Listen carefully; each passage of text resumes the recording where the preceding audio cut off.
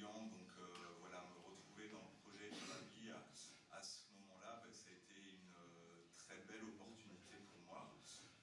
La question des quartiers populaires, après, est venue quand même est venue dans un second temps dans le projet éditorial, et là je pense pas non plus que ce soit une quelconque alternative dans notre travail, c'était plutôt même une nécessité financière, mais en tout cas nous, ça nous a...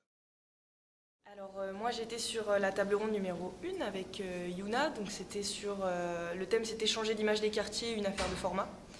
Alors on s'est très vite rendu compte que le terme format il posait problème parce que déjà il est pluriel, il veut dire beaucoup de choses. Mais on s'est rendu compte que finalement le format c'était aussi peut-être l'engagement de chaque structure et de chaque média. On a tendance à parler d'un public spécifique qui serait relatif au quartier populaire, sauf qu'en regardant bien, on se rend compte d'une chose toute bête, c'est que les habitants de ces quartiers-là en fait ils vivent la même chose que les autres en fait. Ils ont un regard qui mérite d'être pris en compte, une parole qui mérite d'être entendue, même s'ils viennent d'un quartier prioritaire, au même titre que s'ils venaient d'une bourgade reculée par exemple en fait. C'est des regards et des perceptions qu'il faut recueillir pour permettre de décloisonner, ça c'est un terme qui a été beaucoup utilisé, notamment en fonction de l'origine géographique. Parce que en fait, en montrant qu'on est tous au cœur des mêmes problématiques, forcément, par définition, on est ensemble aussi pour les solutions. Donc c'est l'individuel qui va permettre de tout lier finalement. Et c'est aussi cette problématique qui ressort souvent. On pense à un média alternatif dans le but d'être un vecteur d'échange, de permettre aux gens de se rencontrer, de se connaître, de dialoguer, d'échanger pour déconstruire aussi tous les a priori et les codes qu'on va avoir chacun vis-à-vis de l'autre en général, et encore plus quand les zones géographiques concernées, comme c'est le cas pour les quartiers populaires, voire prioritaires, ils ont une image discutable dans les médias mainstream en fait. Donc ce qu'on veut, c'est au final non pas changer l'image des quartiers populaires, mais rééquilibrer la donne. Et finalement, en termes de conclusion, on a aussi beaucoup entendu autour de cette table ronde que le format il s'adapte à ce qu'on a besoin de faire et pas l'inverse. Parce que derrière le média dans la localité, il va permettre une meilleure organisation, un retour sur ce qui est exprimé et publié pour faire changer les choses, tout simplement. Donc j'étais à la table ronde numéro 3 sur la question du financement des médias alternatifs. Comme tout média, évidemment, les médias alternatifs ont besoin de financement. Le problème, c'est qu'en général, les abonnements ne suffisent pas, parce qu'ils n'ont pas assez d'abonnements. Et la plupart refusent d'utiliser la publicité comme source de revenus pour des questions d'indépendance. Donc la majeure partie de leurs revenus provient des subventions publiques.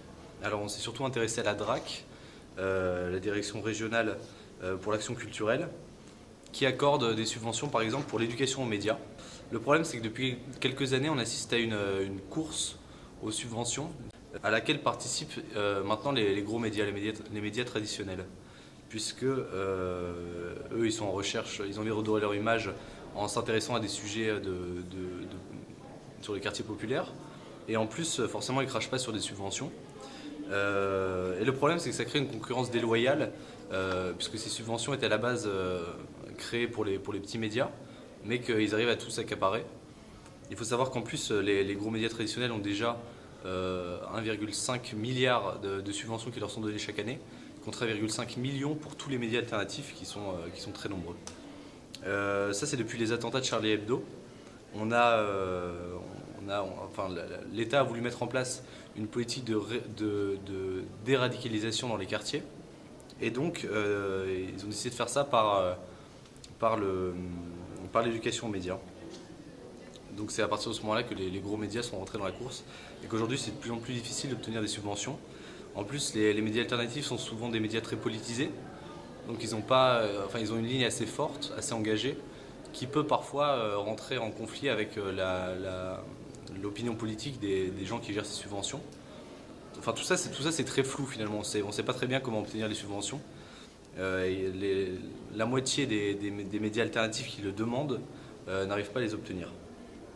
Donc les conséquences de tout ça, c'est que les journalistes qui travaillent dans les médias alternatifs sont obligés d'endosser plusieurs casquettes puisqu'ils doivent aller démarcher eux-mêmes pour trouver de l'argent.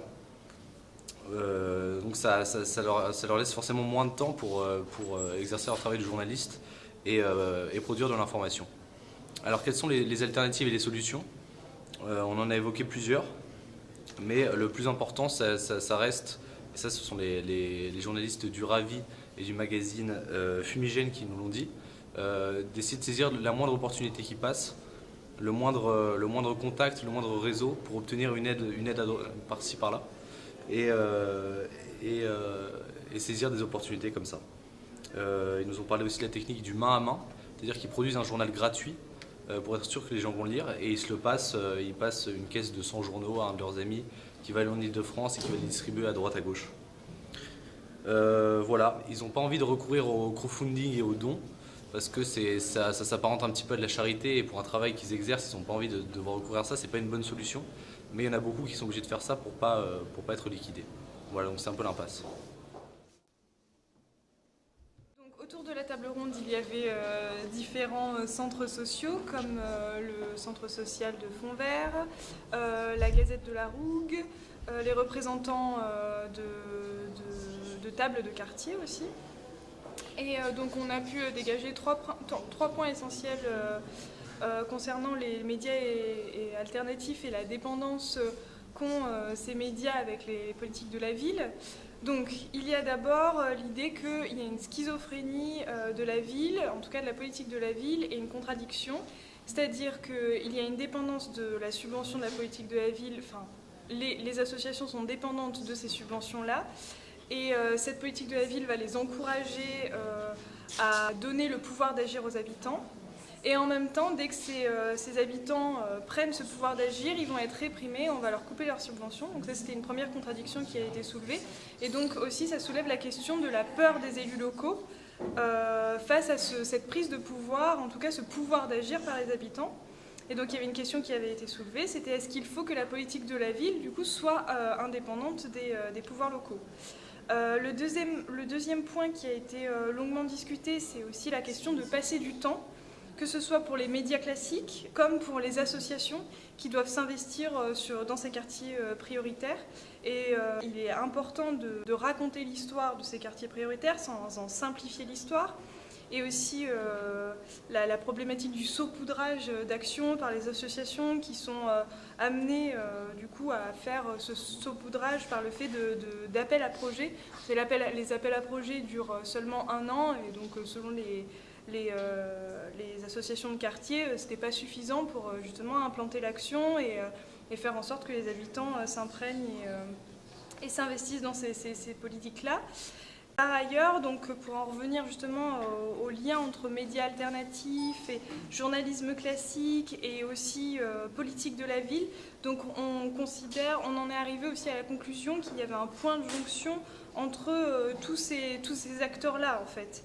Que par exemple les médias alternatifs comme la Gazette de la Rougue ou Table de quartier à Roubaix s'investissaient dans l'écriture et l'éditorialisation de leurs journaux et ces journaux-là, avec la parole des habitants, pouvaient servir aux journalistes, disons, de médias classiques à s'imprégner de cette information et à l'utiliser et à l'amplifier dans les médias un peu plus courants. Donc il y a eu une définition intéressante qui s'est présentée à la fin, c'était le fait que les médias alternatifs ont le rôle de consigner une forme de mémoire sur ce qui a pu se construire dans les quartiers prioritaires et donc toutes les actions qui ont pu se mettre en place sont relayées par ces médias alternatifs et ça reste important. Donc nous on était sur une table ronde qui posait la question en fait, des médias alternatifs dans les quartiers prioritaires et savoir est-ce que c'était des structures hybrides. Et donc en fait on a eu un énorme consensus en fait, avec tous les acteurs pour remettre en question en fait, la notion d'alternativité et la notion même en fait, d'hybride. On a plutôt soulevé la question donc, des tables de quartier, des médias participatifs et citoyens. Dans le cas donc, de la Gazette de la Rougue qui est basée donc, à Marseille dans le 11e arrondissement, par exemple l'objectif c'est de récupérer la parole habitante pour justement pallier à un manque de confiance dans les médias et faire en fait une autre information qui soit produite par les habitants et pour les habitants en fait. Donc l'objectif principal c'est avant tout de créer du lien social avant de privilégier la circulation même du journal. On a aussi donc, même si la notion de structure hybride a été remise en question. On a quand même donc des médias qui sont locaux et qui sont dépendants d'un certain modèle économique, notamment parce que ce sont des médias qui reposent sur des équipes uniquement de bénévoles. Donc la question de la viabilité économique et de est-ce qu'on arrive à un média qui à la fin est rentable et comment on le fait circuler. On a eu un cas similaire donc, pour Canal Draguignan, donc c'est un média qui est basé à Draguignan justement, donc Canal D, pardon. On en a discuté donc avec Christelle Brochet, et en fait ce média vise à donner un autre regard d'expression de la parole citoyenne sur la ville et aussi un autre éclairage d'actualité locale, donc en traitant notamment les élections municipales, législatives ou même présidentielles, en organisant notamment des formations donc, audiovisuelles aux habitants qui sont intéressés. Mais on a l'inconvénient donc, de la durée qui est surtout propre à l'audiovisuel parce que c'est quelque chose de très chronophage. On a eu également un débat très intéressant sur la question du format, donc format papier, format internet, publication vidéo, pour justement se dire comment, en fait, quel format est le plus adapté en fait, à l'expression de la parole de ce qu'on appelle les sans-voix, qui est un terme qu'on pourrait également remettre en question en fait. Et donc pour conclure, c'est donc cette table a mené en fait à une... On en a conclu que c'était un modèle économique qui restait à questionner et surtout qui était une formation indispensable pour les gens qui le souhaitent à échelle locale. Justement, en fait, ça a été très joliment résumé pour questionner en fait notre rapport en fait au savoir et notre rapport citoyen au savoir.